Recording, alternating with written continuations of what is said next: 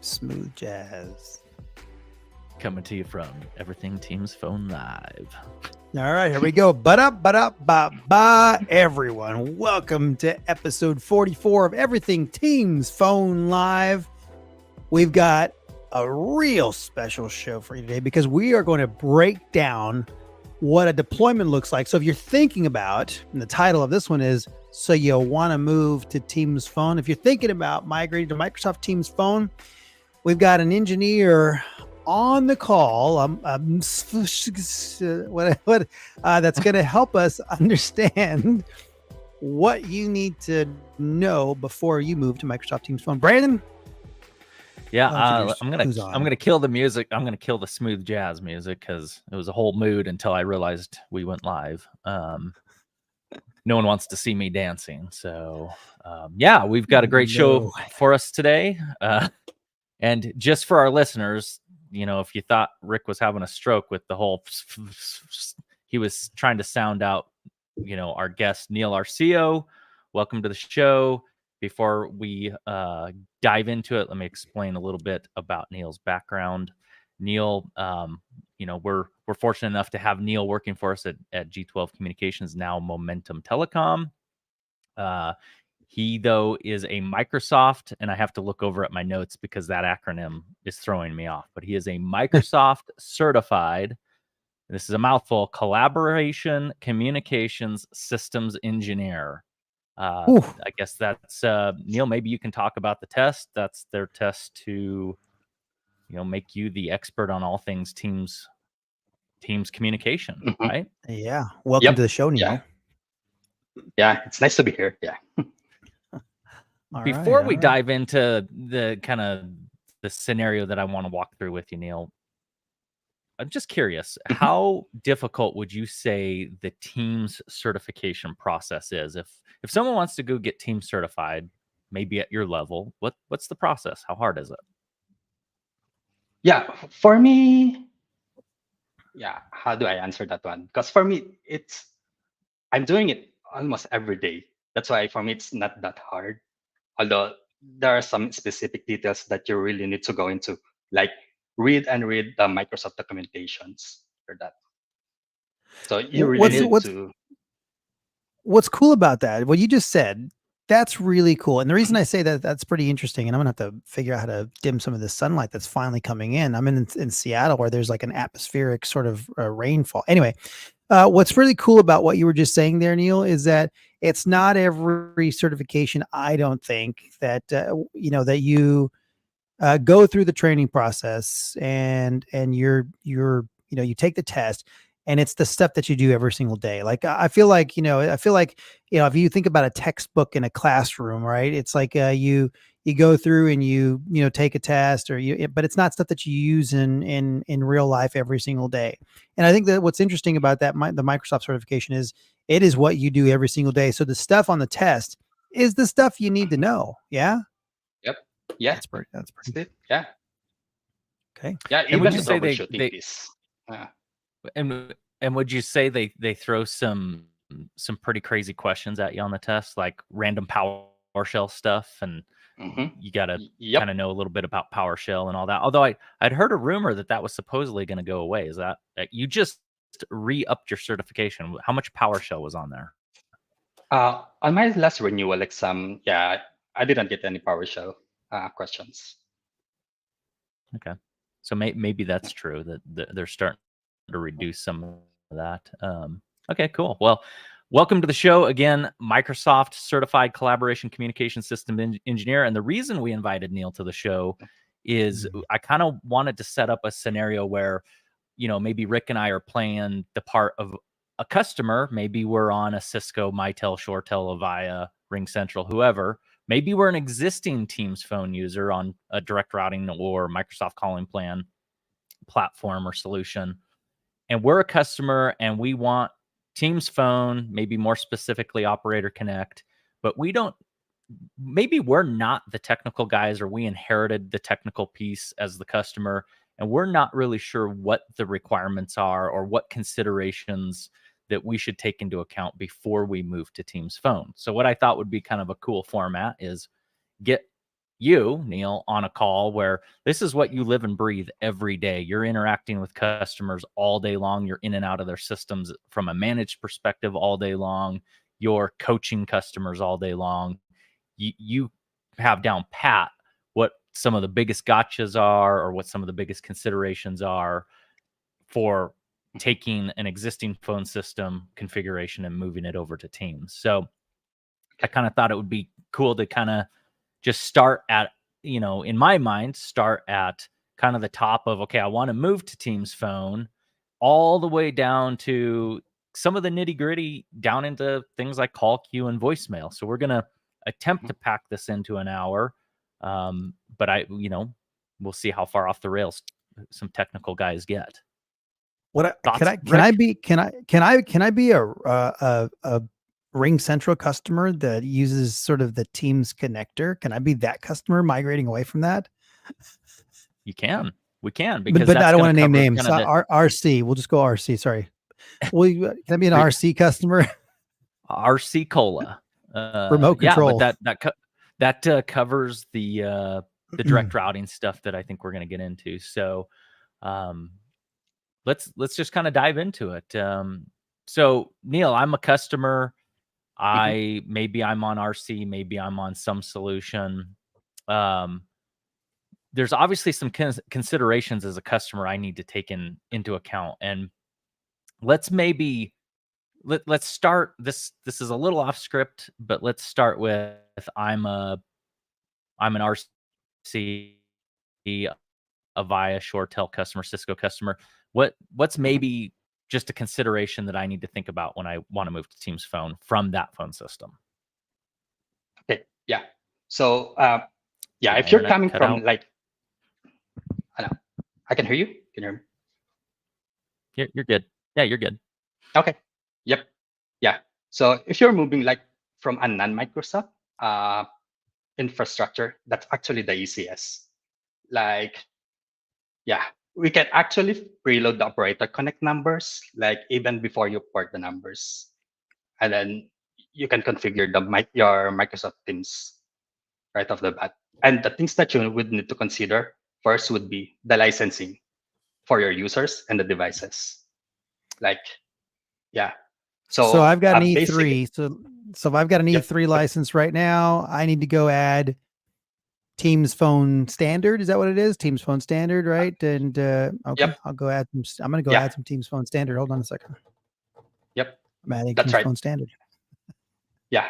And the way how it really works, for the licensing for the users, you actually need to service license for you to use the Teams PBX. So the first one would be the Teams base, and the second one would be the Teams Phone Standard license. So that license that you mentioned, Rick, the E3, and the others like E1, Business Standard, Business Basic, Business Premium, already contains the Teams base license. So for those licenses, you just need to purchase the Teams Phone Standard license add-on. And then let's pause there for a second, because I think that brings up a really good point about the Microsoft 365 ecosystem. You're talking about, you need this base license, whether it's E1, E3, maybe E5, which includes the phone, but some kind of base license. And for listeners, if you're not already consuming the Microsoft 365 ecosystem, and again, I don't want to spend a ton of time on this, but that opens up the entire collaboration ecosystem within Microsoft, right? Depending on the licensing level, you're going to automatically get things like Word, Excel, Teams, unless now in the EU, that's going to be a separate license, I guess. But so now you've got this whole collaboration ecosystem that has all these native integrations, Word and Excel right in within Teams, Teams for chat and Teams for group, Teams for conference calling, all of that stuff, or meetings. And then now what you're saying is all I have to go do, depending on the base license, is add a phone license. Yep, that's right. And that gives me the whole phone system, right? The phone system that I need to go do auto attendance and call queues and routing internally and all the features that Microsoft Teams throws into the phone system. I just had this user license, the Teams Phone Standard, and that opens that up for me. Yes. Yep, that's right. Yeah. And then there's a catch on that. Like, for example, you have like a common area phones. You don't necessarily have to like put a Microsoft base license plus the standard phone license because that would be expensive. Like for common area phones, you can use a team shared device license that Microsoft offers. Okay, that's an important point. So you don't need the base license for those guys. So no E1, no E. So you've got these lobby phones, kitchen phones, whatever they are, right? And it's just a shared phone license, and that's it. So that's the savings in that. That's the, so you're not paying for a full license there. It's just the shared phone license. Is that same shared phone license typically the same price as a normal phone system license? It's the same price of the Teams Phone standard license add-on. It's Okay, so $8. same price. So there's no reduction in price for that, but the big savings is you don't have to have the base component. It's a standalone component. Yeah. Okay, very good. Thank you. All right. So what kind of the takeaway, I guess, for initial consideration is maybe the licensing piece is the very first thing that the customer wants to look at, regardless of what phone system they're coming from. And I guess unless they're already on Teams Phone, then they already have their licensing covered. But they're going to want to take into consideration what that licensing looks like for the users' devices, and I think we'll talk a little later about what licensing looks like for the attendance and call queues. So what you're saying is I'm a legacy on-prem or hosted PBX customer. You're saying from a technical perspective, it's the easiest to migrate if I'm that kind of customer because it's essentially a grilled build where you can test and reiterate and test and reiterate, and I don't have to impact my existing corporate phone system while I do all of this greenfield testing and reiterating process. True statement? Yep. Yep, that's right, Brandon. So basically, when you already build everything on your teams, like you're just waiting for the port date. And then when the port happens, like just a snap of the fingers, like, yeah, everything is switched to Microsoft Teams seamlessly. Excellent. That's, I mean, it's so easy. It sounds so easy. Let's break down, because that sounds really easy. So let's get into it just a little bit, because there's some considerations people need to understand. So obviously you've talked about licensing, right? So licensing is one thing that you need to understand. Conceptually, Teams Phone operates differently than your normal phone system. Yeah. And explain to us what the difference is in how Teams Phone operates as a phone system versus your traditional sort of PBX. Okay. Yeah. So like the traditional PBX, like every users use an extension, something like that, right? And then you have a trunk line or main line. But the Microsoft Teams, like on the Operator Connect, like your users have their own DIDs. Yeah. So you shift from extension dialing to basically like not ownership, but to personal contact based, sort of like I've got a person now that's got a DID. I forget what it's called, but basically you go from extension to what is it called? Well, user identity. So you go to identity based sort of routing. Is that right? Yep. Yeah, Okay. let's talk about. Maybe I've got internet issues. I don't know. I don't know if there's latency between us, but let's talk about that for a little from a little different. Yeah, there was a little latency for you. Okay, that's a lot of latency if you're just now telling me that. But from an identity perspective, a traditional phone system, the extension really, or the DID, is that person's identity. So my phone number is my identity, or my extension is my identity. But when moving to the Microsoft phone system, what we're saying is the identity is the person, the named person, and the DID just is an extension of their identity. Is that correct? Yep. Yeah, that's right. Yep. Okay. So that makes it that's very different, right? Because you go, everyone's used to just let's think about this. So you've got a phone on a desk here and a phone on a desk there, and you've got a phone number that that belongs to a person. Let's just say, and it hits that phone, and now I'm an individual and I've got my laptop with me. and I take my laptop anywhere I want, and my phone number basically follows me. That unique sort of phone number follows me. It's not sitting in an office, at a station here. It's not ringing on the wall over there. That unique phone number follows me as an individual. So it is different, I think, from a routing perspective, right? Internally, as you start to build a phone system, there are some key differences there in how that is, how that sort of plays a role in the routing of your phone system for internal routing purposes. So, what do you think, Neil, is some of the big things that you run into that people maybe have, have an issue with, but have a case where they're used to something working this way in an extension, kind of environment, and now it's rolling to an identity environment. What does that look like? What are some things they run into? Yeah. So aside from those extensions, like, there's some like legacy features like unlike the normal like via Cisco, as you mentioned earlier, like those features were in like you're in the middle of a call queue, and then you want to present like an option, like for the caller to press something if they just want like a callback, something like that. So currently, that's not yet available with Microsoft Teams. So that's one of the and I've encountered that like a couple of times, customers asking that, and Okay.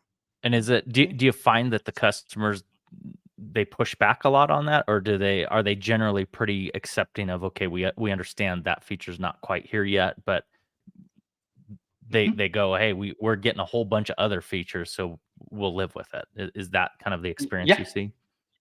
Yep. Yeah. They're pretty understanding of, and they know that, Okay. All right. So we've got this conceptual thing down. I think I've got a good understanding of that, licensing, the conceptual. Let's talk about device considerations. What are the existing phones, or I guess from a phone perspective, are you seeing more companies take down native Microsoft Teams phones, or are you activating a lot of phones via SIP Gateway? Do people know what SIP Gateway is when you talk about it? Yep. So there are these customers that already have these IP phones, and then they ask me like, are they supported with Microsoft Teams? And then mostly with our customers, like most of the time their phones are supported as a SIP Gateway device. And then we discuss. Oh, please go ahead, man. Yeah, I was gonna say I think we see the Microsoft, and it's a public link out there, but we see that list of third-party supported SIP Gateway compatible devices, and it's a massive list. And speaking, Neil, I know firsthand that you've done this, and I think it would be cool for our listeners to hear this. But what about I'm a customer and I have a door. Someone wants to call in and I want to open that door for them. Can I do that with Microsoft Teams? Yeah, you can do that. Yeah. I actually just provisioned something like that for a customer recently. And that's exactly the solution. Yeah. Okay, so let's walk through what that looks like. Like, what's required as far as devices and configuration. And we don't have to get into super detail, but what does that journey look like as far as making it work with Microsoft Teams Phone? Oh, yeah, that's actually pretty straightforward. Like, the customer will just have to create like a user account for that. Let's say, for example, the door phone, right? So they just have to create a user for that, and then assign a common area, the Teams Share Device license, and then we assign a number to that user account, and then just provision that. So it's just the way you provision it's the same how you provision the phone, and it's pretty straightforward. And what happens if it's a old school analog device? How do you handle that within Teams? Oh yeah, so there are some ATA adapters that are compatible with Microsoft Teams. So we provision the ATA with Microsoft Teams, and then the analog device customer can just plug it in on that ATA. Yeah, I've also experienced that. Go ahead, Neil. Yeah. So I've also worked with a customer with a solution like that. So they have this analog announcer, like a paging system. Yeah, and we plug it on the ATA. Man, I mean, this is one of the things that you see really often when you're replacing a physical phone system, because over the years, people have connected different components to their phone system, right? The door actuator is one that you see a lot. And the door actuator could be, a surveillance camera sort of door actuator. It could be, a gate that needs to be opened, right? Somebody buzzes in and says, I want to, hit the button and open the gate, and then you've got this rolly gate that opens. Overhead paging is the other one that we see quite a bit in the enterprise space, where if you're in a large facility, they may have some overhead paging that is something that they've connected their phone system to. What I'm curious about, and this is completely off script, and this is just a real sort of uh, real life question. I'm curious. Do you know if you've connected anything like, and I don't know the names of the systems yet, but you know how in schools they have like bells and clocks and all these other sort of components attached to the phone system? I'm curious if you've personally connected anything like that just yet. And there's a system, and maybe someone can comment if you're listening, and you know what I'm talking about. It's those systems that control all the the school functions, right? And again, it's because every clock is at 3:00, the bell rings and school's out, right? So the clock and the bell and all that stuff is sort of all connected to the phone system from a timing perspective. And so I'm curious, I know we've connected those to our hosted PBX solution. I don't know if we've connected those to Teams via an analog device yet. Have you seen that deployed just yet? Nope, I've never encountered something like that yet on the Microsoft Teams. Yeah, Got but it. if Got it's it. But this if is that device great. is talking IP, yeah, most probably, yeah, it can work. Awesome. That's really cool. I mean, that's this is where you get into replacing all the different components that surround a Microsoft Teams phone solution, where every now and then you get a hand raised and go, could it really do this? Can you guys replace it? It's like people think of Teams as a collaboration system that turned into a phone system, right? And they think of Teams as, I don't want to, we're at there's a cash register or whatever nearby, so it's not necessarily I can't have my computer up taking calls. Well, Teams is a normal phone system where you've got normal phones sitting out, whether they're in a factory or a facility of some sort or on a desk.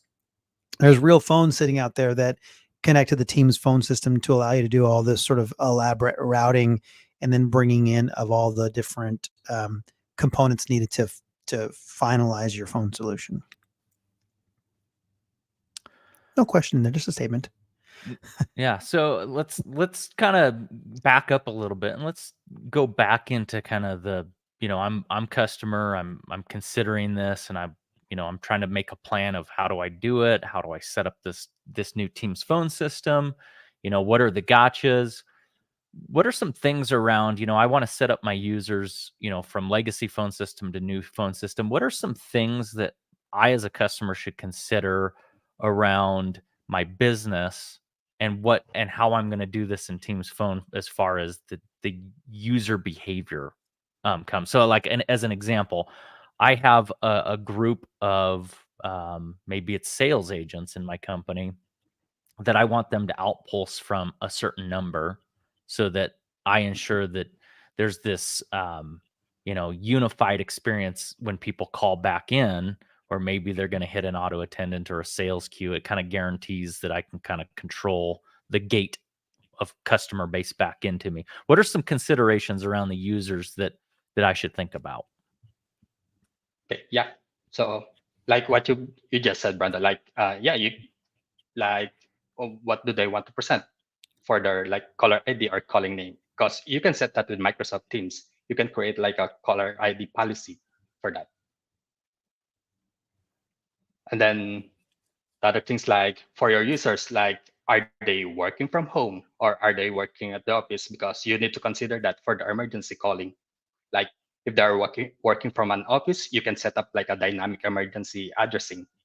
But if they're working from home or remotely, like Microsoft Teams has this option for a external location lookup, wherein the users can configure their emergency address on their own. Like they can also like confirm or edit whatever their device suggests, like their operating system suggests for their location. But just I would just like to call out this one, like this work from home or remote emergency address experience is only available for Teams desktop client. So not Not the available dynamic, for not SIP gateway. Yeah, go ahead. or not necessarily the web application. You're saying the desktop Mhm. application, not if The I desktop pull up Teams application. in a browser, it's not supported for dynamic 911. I've never pulled up Teams in a browser. I wonder if you pulled up Teams in a browser and you're listening, you should comment and let me know. Do you guys use Teams in a browser? I've never used Teams in a browser. Well, I probably funny wouldn't know how story to do there. that. Funny story there, Rick. We were just on a call where I was presenting through the Teams browser because, for me, if I'm giving a demo of Teams Phone and I want to answer a call so that the person I'm demoing for can see me answer and see me interact, I actually have to use Teams in a browser so that I That's can why, stay on the that's why I meeting. invite, that's why I invite you to all the calls, my man. That's why I invite you to all the calls. Okay, so I want to dissect what we just talked about because there's two different things there. There's the caller ID that we're presenting on the outbound, and then there's the 911. So I'm going to go back to caller ID for a second, because I think it's important for listeners to understand that there's a couple different ways that we can approach outbound caller ID. Right? I can hard code it. I think Neil, you can confirm, but I can hard code it for set users where I can say, Yep. no matter what, your outbound caller ID is going to be this. Or can I not give the agent or the user the flexibility to pick and choose on a per call basis? Is that a true statement? Yep, you can do that. Yeah. You can actually do that like on a call queue, like if that a user belongs to. Like you can set a caller ID on a call queue or what we call hunt group usually. So you can assign a number to that call queue, and then user can dynamically like select whatever caller ID they want on their calls. Have you found that that's a common ask, or do you find that it's more common that the business just wants the caller ID that gets Outpulsed hard coded? It's more common that the business wants it hard coded from experience. And this is for you as well, Rick, to comment on. Do you suppose that's more of a legacy mindset behavior, that it's just like, hey, or is it a mindset of we don't want our users to forget to select a certain number depending on the use case that they're making the call flow from? Which do you think that is? Legacy mindset or user behavior mindset? I think it's a company policy sort of. I mean, like think about this. I mean, I think if you've got someone that's calling out, maybe they're cold calling or whatever it may be, but they're calling and they're talking to your potential or your customers, right? Customers or potential customers, and the customer has this individual number to get back to. What if this individual is not available? What if this individual is not part of the team anymore? What if this individual is no longer with the company?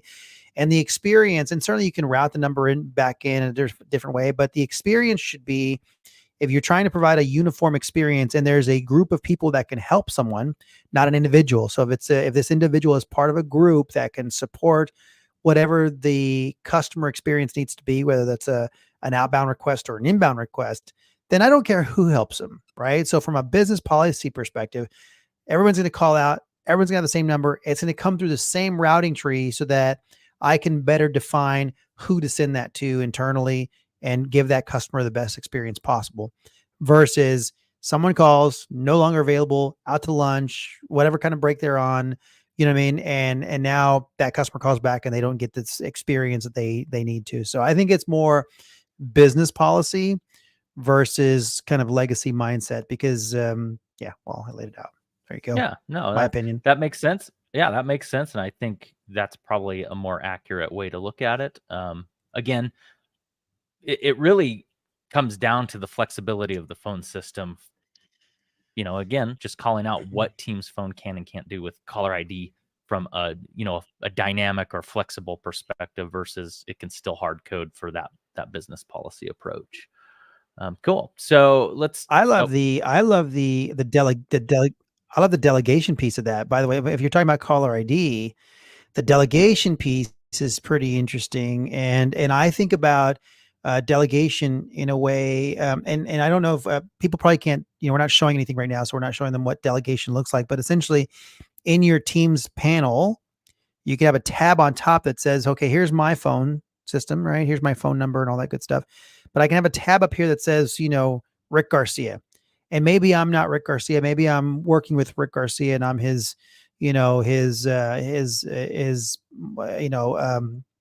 assistant, right? Let's just say something like that. And I can go, let me call somebody on behalf of Rick Garcia. So I can pop into the Rick Garcia sort of, profile, if you will, make a call on behalf of Rick Garcia and bring that call. Oh, look at this. I love this show and tell. And bring that call in and show and have that customer receive a call from Rick Garcia. It gets answered because he knows who Rick Garcia is.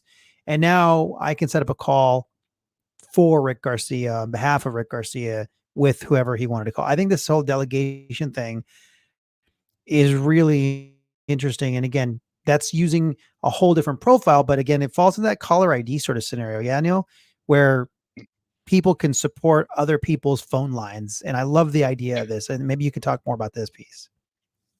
Yeah. So basically, yeah, that's the future wherein like someone else can make or receive call on behalf of you. Yeah. And I Yeah, usually so see is like for the customer, like on the higher ups, like the executives, like they have assistant.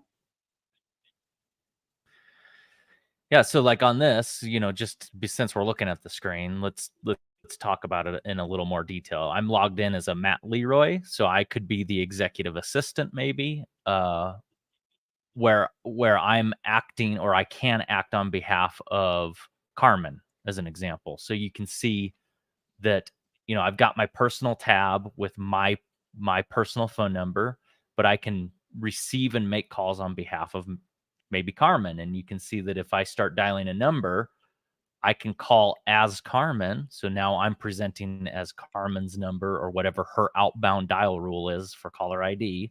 And as Rick was saying, can act on behalf of Carmen.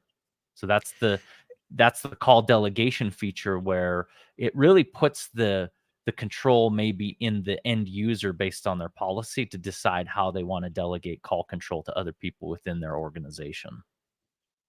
I think about huge law firms in this scenario because I think of law firms typically have a legal assistant, right? They've got a lawyer or a group of lawyers that are supported by, let's say, a legal assistant, right? I mean, we do quite a few law firms. And so I look at this and go, this is like every legal assistant should be able to call on behalf of the main attorney or something like that, right? So let me ask you this, Neil, is the scenario that I put out there one that could actually be accomplished? So they call out for, let's just say, Rick Garcia calls out and Brandon Bradley's the attorney. Rick Garcia is the legal assistant. And Brandon says, Rick, could you get me, someone so on a call? Okay, great. Yep. On behalf of Brandon, I make the phone call, but it's in Brandon's name. And then how do I get that call? So they answer, they go, yes, hi, how's it going, Brandon? Oh, no, it's not Brandon, it's Rick. I'm just trying to get you so that I can hand you over to. How would I then transfer that call to Brandon? And is that scenario something that could be delivered? Here, Yeah. do you want me to demo it? Oh, that would be cool. Can you actually demo that?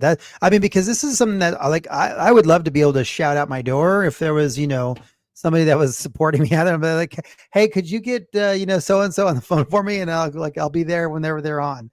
That's just killer. Does anybody have that? Has anybody run across that? That'd be cool.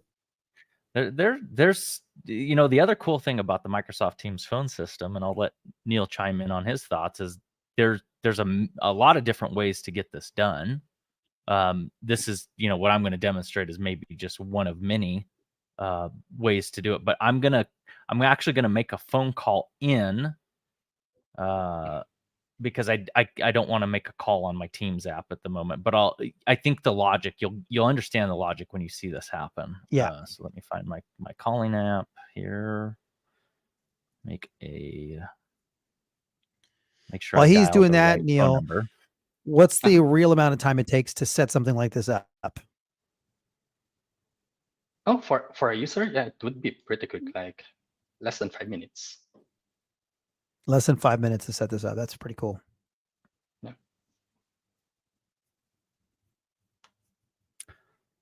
I want to get into the. Oh, there you go. You're making your out. So you're making an inbound call.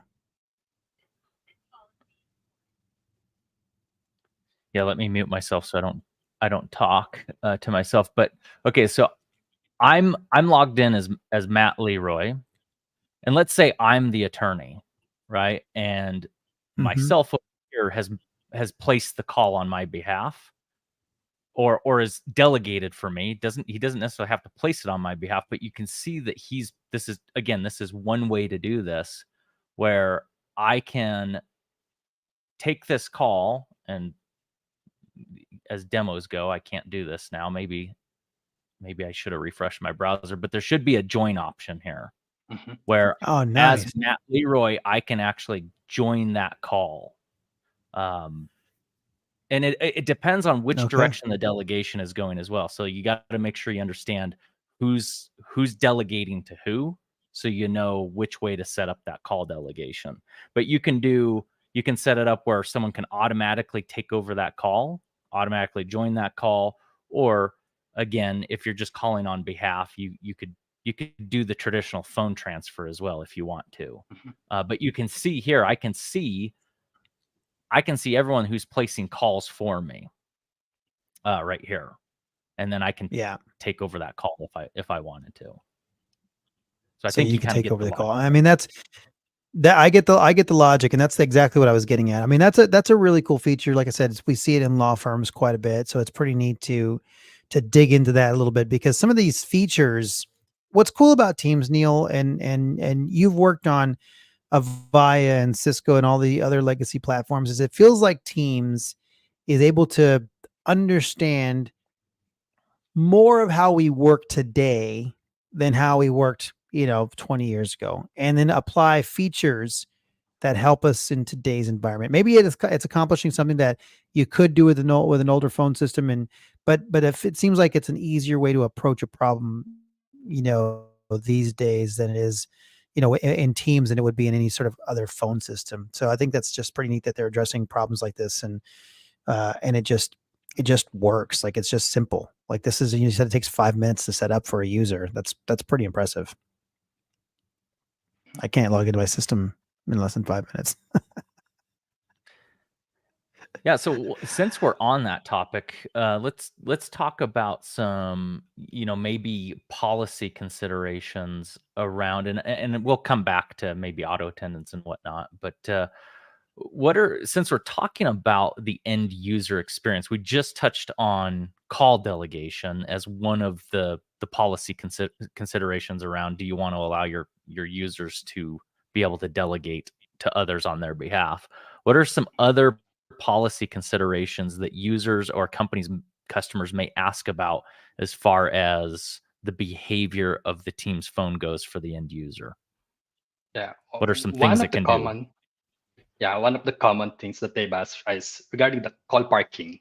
So Teams have this call park policy where you can enable the call parking feature.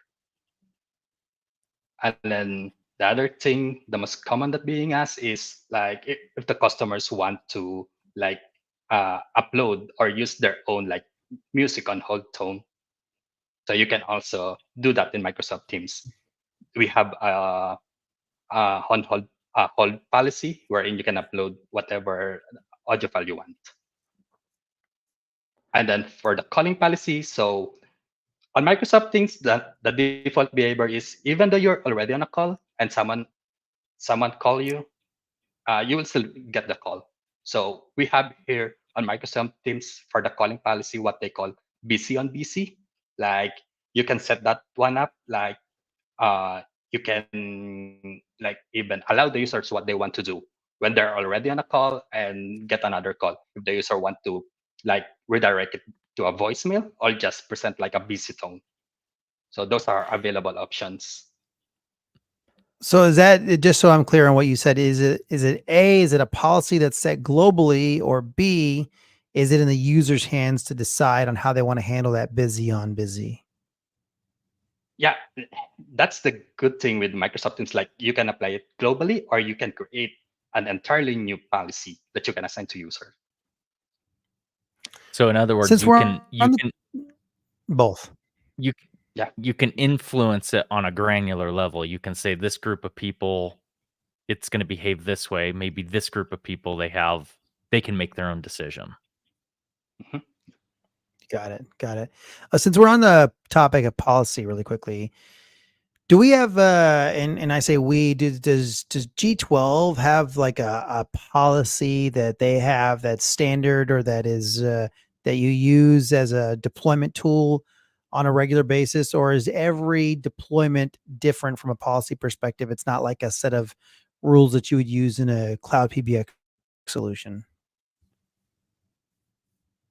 Yeah. So usually we set like certain parameters, like for example, the emergency policy. So here in G12, we always enable that external location lookup mode.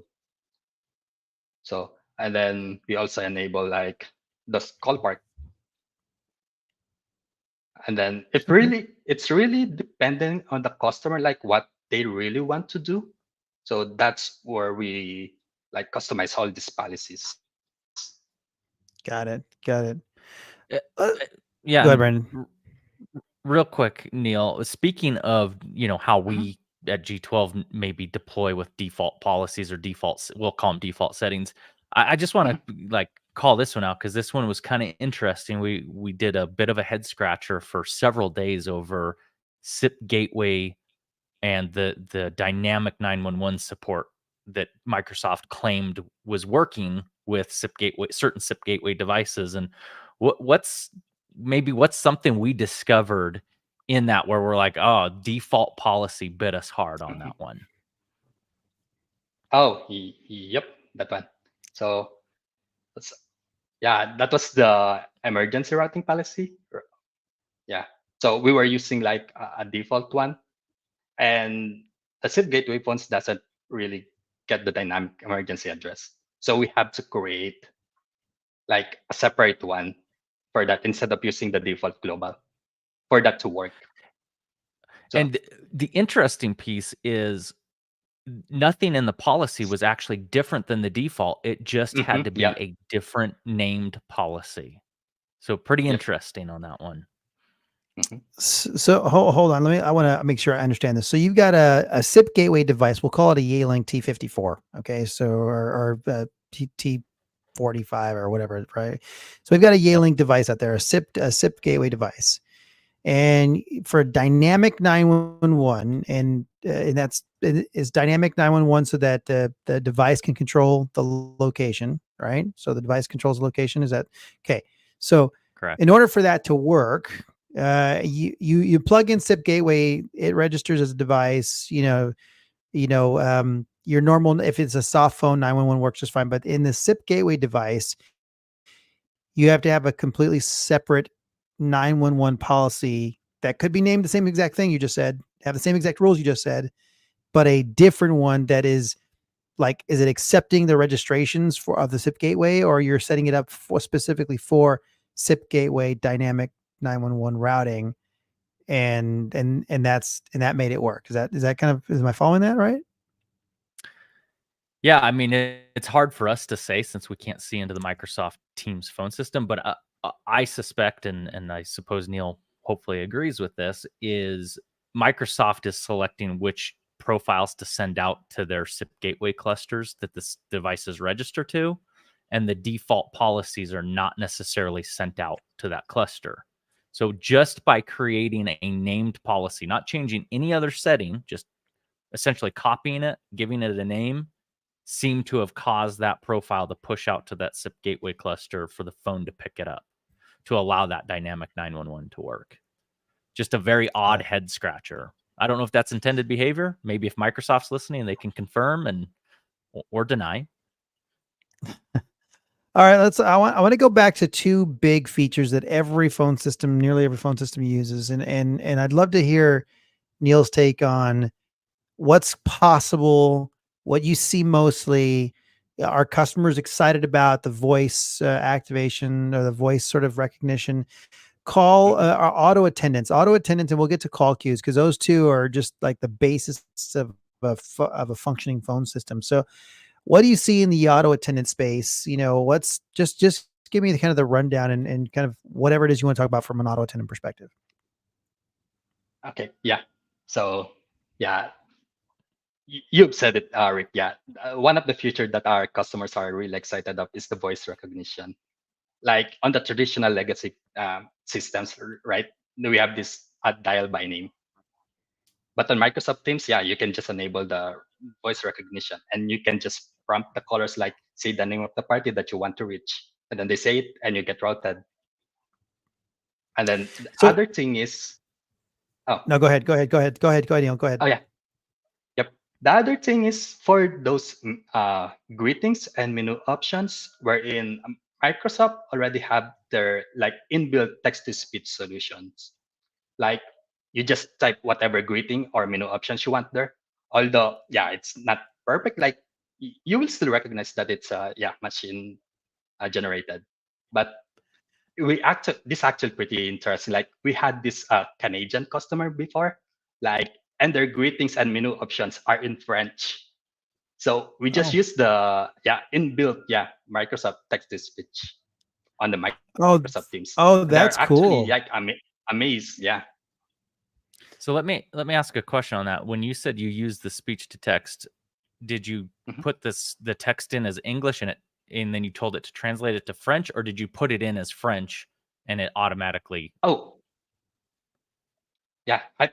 I put it in French, so Okay. yeah. There's no like direct translation, like put it in English and then translate Okay. it to So, French. but Microsoft supports multi-language for Multi-language. text to speech. Yep. So you type it in French, au revoir, Mhm. and basically it has the correct pronunciation for French, Yep. you know, for French dialect or French whatever. That's pretty cool. Like that's pretty neat because if you do, you know, government agencies as an example, when they support a large base of different cultures and things like that, they'll have, you know, press 1 for, you know, for English, you know, oprima los dos para español or whatever, right? So you got you know, Spanish, and if you've got the ability to type in those greetings, and so you can, you know, whatever, however many languages it supports, I mean, that's pretty cool. You just type it in, and it says, you know, in the proper sort of way, you know, everything that you need, and that's nice to handle that. Well, and one thing that I think is pretty cool, that's even a step beyond the language support is, and Neil, maybe you've played with this. I haven't really played with it. Is it also does in certain languages will also put accents in based on the region that language is spoken in. Like for example, Canadians say things a little different than most American, you know, U.S. citizens say it, or the British speak differently than Americans speak, and you can actually influence the accent of languages as well.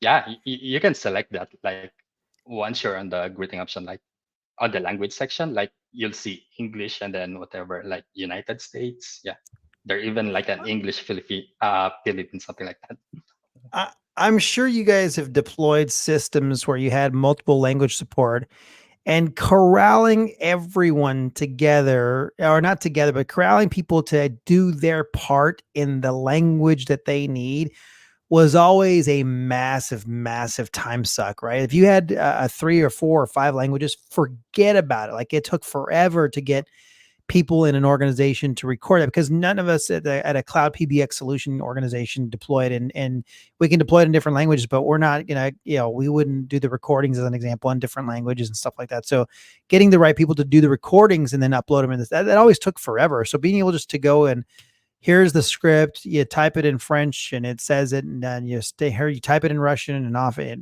you know, spits it out. That's pretty impressive.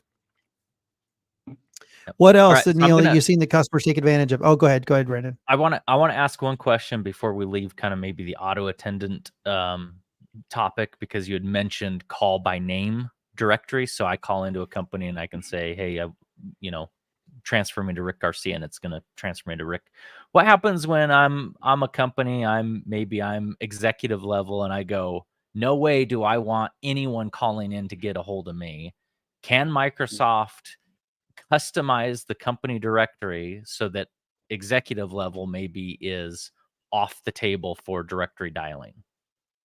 Yep, yeah, that's possible with Microsoft Teams, and I've encountered it several times with the customers. Like they just have to create like a security groups and then put every users that they want to be excluded to that dial directory or company directory. They can also do it in the reverse way, like just create a security group and put all the users that they just want to be included on that company directory. Yeah, and I think it's important to note, just so our listeners are following, in case they're not aware, in the phone system, the user identity comes from the Microsoft. I'm going to call it Active Directory, but they now call it Entra ID. But the whole logic that we're talking about is, when Neil says security group, it's being done in that Active Directory side to create the group to say, here's the list of users to either exclude, or here's the list of users that are only published into the directory. So again, goes back to this whole identity-based concept of you really only need to configure your user policies in this one ecosystem to influence the behavior and logic across, whether it's chat, how I show up in a contact list, or all the way down into how phone calls behave. Okay, so let's can we shift this thing now to, because we don't have that much time, and I really want to kind of listen to Neil on call queues, or kind of get his take on call queues and what you're seeing deployed and what kind of routing options may exist in Microsoft Teams. I think all that stuff is pretty important for listeners to understand. So if you could kind of run down what your experience has been in the call queue section, because I really love. I actually had a call this morning with about 50 people where I was like, the call queues, or the voice enabled channels rather, is so cool, blah blah blah blah blah. So I got into that a little bit, but let's talk about queues, and if we have time we can pivot into the voice channels. I think that's pretty neat. Okay, yeah. So for the cookie, traditionally what we call hand group, like the auto attendant, you have the option for the call queue on Microsoft Teams, like to set up the greetings. Like so, we usually use this like so that when a caller gets in the call queue, like we prompt them like, please wait while your call is being connected. So instead of just the caller like listening to a music on hold tone. And if you want as well, like on Microsoft Teams, you can upload your own audio, like even if you want like to be like a music or whatever, sound you want as a music on hold. And then you can also select like different ways on how to put your users in that call queue. So you can use like a Teams, or you can use a group, or you can just add the users individually. And then, but there's a caveat on that, but I'll go back. So we have like 4 ways on how to route the calls to your users. So the first one is we have what Teams called at routing, which is basically just a broadcast, like send the call to all of your users. Everyone, yeah. In that queue. Yeah. And then the second one would be the serial or linear. Now, on this serial routing, here's the caveat on, because if you use like a group or a Microsoft Teams team for your call queue, you won't really be able to take advantage of the serial routing, because there's no way like to arrange the order of your users for that. And from experience, like the way it is it really, the order is how it is on your Active Directory, like the list of users, which is in alphabetical order, and there's no way around it. So that's the caveat on that. So if I'm using a ring, a Teams team, is it a ring all only? Is that what you're limited to? Ring all only?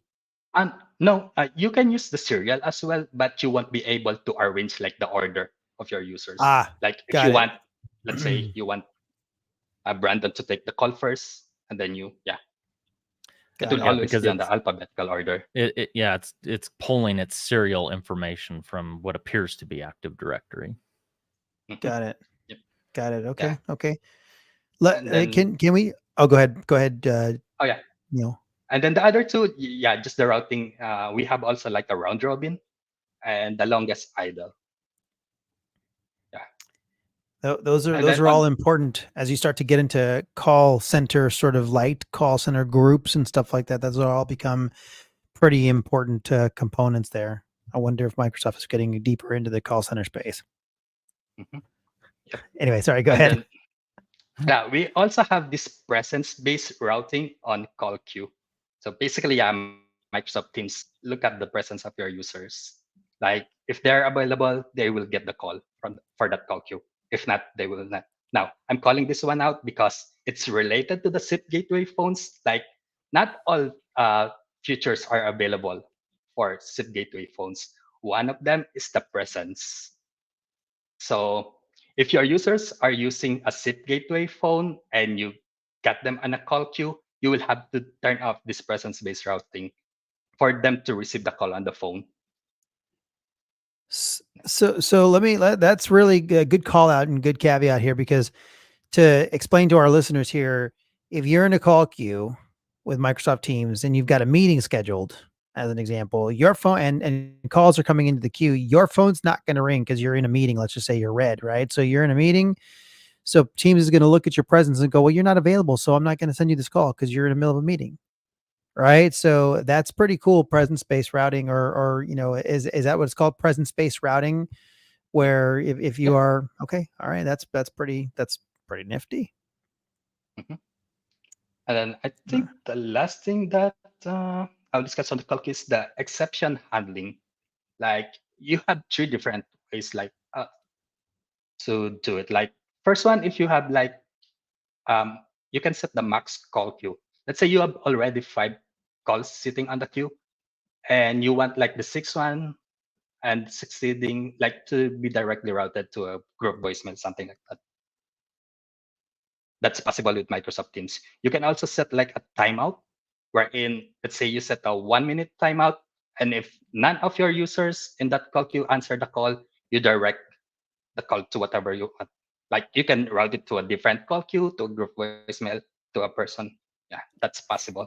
And then the last one Awesome. of the exception handling is like if there's no user or agent sign in or available for that call queue. Yeah, you can Okay. set that one as well. So explain why. Do you have a good explanation for why people would use a voice-enabled channel versus a call queue? Voice enable channel and call. So I think what you're asking, Rick, is it's technically a call queue, but what you're saying is there a reason? What is the reason a customer would want to put a team-based enabled channel or voice-enabled channel in a team for that call queue versus just using the native Yeah. call queue Yeah. functionality? Yeah. Why? So what's the main sort of reason someone would want a voice-enabled channel as their call queue? Okay. And or versus just a normal call queue, here's, ring, ring, ring, ring, ring, I get the call or whatever it is. What's the difference between the two? What are the features that are, they're not, I'm sure they're not the same. So what's the reason you'd use one or the other? Yeah. So yeah, the difference is like when you do a Teams-based chat call queue, like you have this toggle. You can do this like toggle options. Like you can set like which users like you want to receive calls or not. I had a feeling you were going to Unlike do that, Brandon. yeah. Now I'm hoping There you go. this user's part of call queue. He's like, so this is quick draw. Yeah. Let Yeah, me bring it this is up. this is the Teams enabled voice channel within a Teams group. So what, Neil, I think what I'm understanding you're saying is this allows your users to toggle in and out, Yep. regardless of presence, right? Yep. I think one of the other advantages to this is it puts the user delegation in maybe the supervisor's hands, right? I can go, if I'm an owner of the Teams channel, I can automatically bring people in and out of my call queue without contacting the phone admin to say, hey, you missed a user, or hey, we hired someone new, or someone just quit. I now can control my destiny as the owner of that channel. I think is the other. That's huge where I advantage. wanted to get. Easy in and out, not just from the manager that owns a queue, but also as an individual, easy in and out. I'm doing something different. I've got a different assignment. So I'm in the queue typically, and I'm going to stay in this, voice enabled queue, but I'm going to log out for right now. I'm going to click this I'm not available button, right? This is your little slider bar right next to Matt's name, right? Is that what that is? So it's like, Matt can go, I'm not going to be in this queue for right now because I'm busy doing something else. So this is real easy, sort of from a management perspective, like overview of the call queue, and then individual control of the call queue, or my ability to take calls in and out. Go. And one last thing, I know we're at the top of the hour. Just a sneak peek, there is a feature coming, because I know this is going to be the next question that gets asked. There is a feature coming that will allow the supervisor owner of that group to force people back into the queue. Let's say I'm Matt and I forget to go back in queue and I'm on shift. A supervisor will, with the new feature, will be able to come in and force me back online into that queue. Oh, Matt's a slacker. You got to add him all the time. Get him back in there. Start taking some calls, Matt. I think we hit the top of the hour and then some. It took us a little while to get into the features and to really start banging away at the features. But boy, once you got started, Neil, that was pretty awesome, because there's a lot of cool nuances that you need to kind of understand when deploying a Microsoft Teams phone system. And that's why you choose a partner that does this all day, every day, so they can help you navigate the complexities that could be Teams phone, but relatively easy compared to what you typically have seen, Neil, and from an Avaya or Cisco or other on-prem phone system to manage. What would you say, Neil? Oh, yeah. And I think I'm muted. There we go. Yeah. Yeah. Easier than all the So- others that you've ever Yeah. experienced? Yep, it's easier than that. And it's actually based on experience and the customers as well. Like, since Teams, like, it's already a collaboration, it's what you're using for work. And we actually have these customers moving into Teams because they are using Teams for their collaboration, and then they're using like a separate application for their voice calls. And then some of their users like forget to always launch that voice application. So they move to this. So it's an all-in-one solution. Like, yeah. It's easy. Done and done. More elegant than Yeah. anything else out there. So elegant, feature Mhm. rich, price competitive, and just scalable beyond what you would think. I mean, 20,000, 30,000, 50,000, 80,000 users. It just doesn't matter. You can just infinitely scale. So this is pretty exciting. Neil, thank you very much for your time. We appreciate you hopping onto the call, putting all your other stuff aside, and hopping on and helping us walk through some of the technical stuff within Microsoft Teams. That was pretty fun to kind of go through the different solutions and scenarios. So thank you very much for you coming on. Yeah, and thank you for having me here. Yeah. Absolutely. Brandon? Yeah, we appreciate it. And,